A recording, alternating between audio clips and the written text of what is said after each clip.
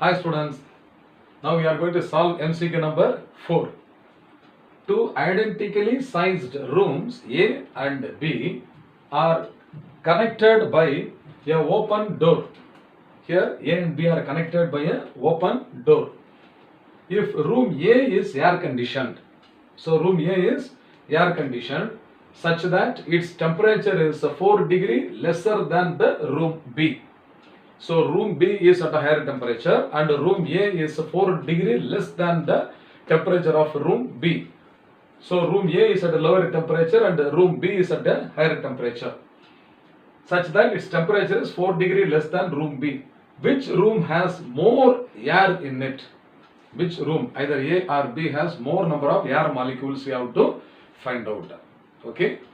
Now the clue is given in the problem. என்ன clue கொடுத்திருக்காங்க? Two identical rooms னு கொடுத்திருக்காங்க.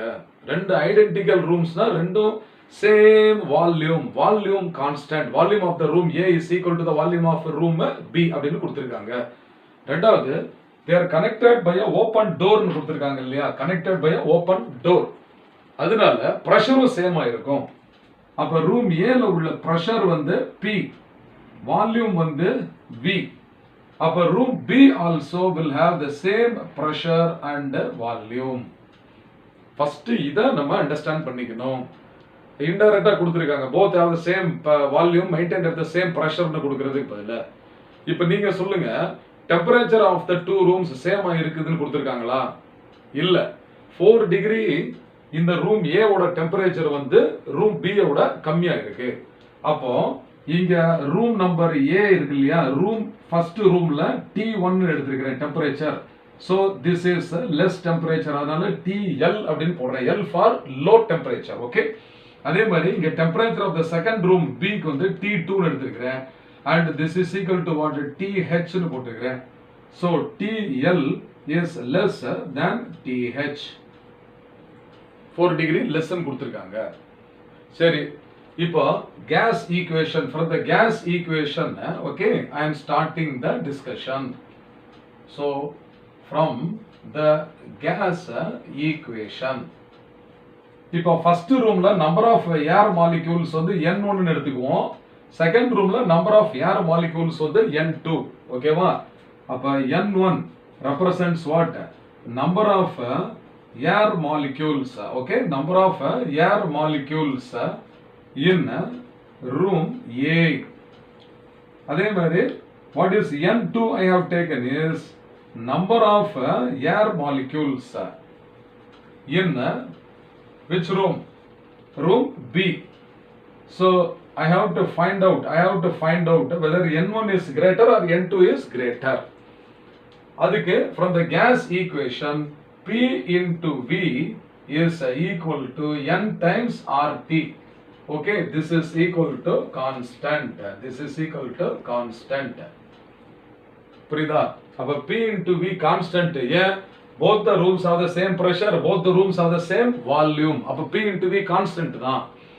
ஆனா number of molecules in the first room and the second room are different.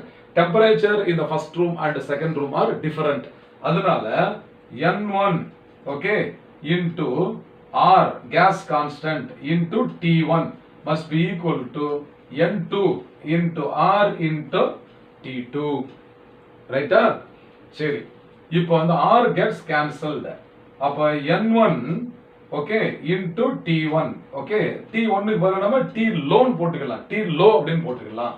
அப்ப this is equal to N2 into T high அப்படினு போட்டுக்கலாம். புரியுதா? அப்ப N1 into T1 is equal to N2 into T2.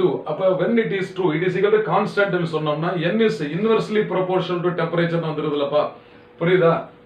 R N into T, okay, N into T is equal to constant. Okay, R N is inversely proportional to the temperature அப்படினு வந்துருது. அப்போ if the temperature is lesser, the number of molecules will be greater. இல்லையா? அப்ப question என்ன கேட்டிருக்காங்க? Which room has more number of air molecules in it? அப்ப number of molecules more இருக்கணும்னா temperature லோவா இருக்கணும். அப்ப temperature எந்த ரூம்ல லோவா இருக்குது? ரூம் ஏல தான் 4 டிகிரி கம்மியா இருக்குது. அப்போ ஆன்சர் என்ன வரும்னு கேட்டீங்கன்னாக்க room A. Okay, so the room A has more number of molecules. அதனால therefore option, okay, option A is the correct answer. ஓகேவா? அப்ப room A has, okay, room A has more air in it. புரியுதா? I hope you must have understood this well. Fine.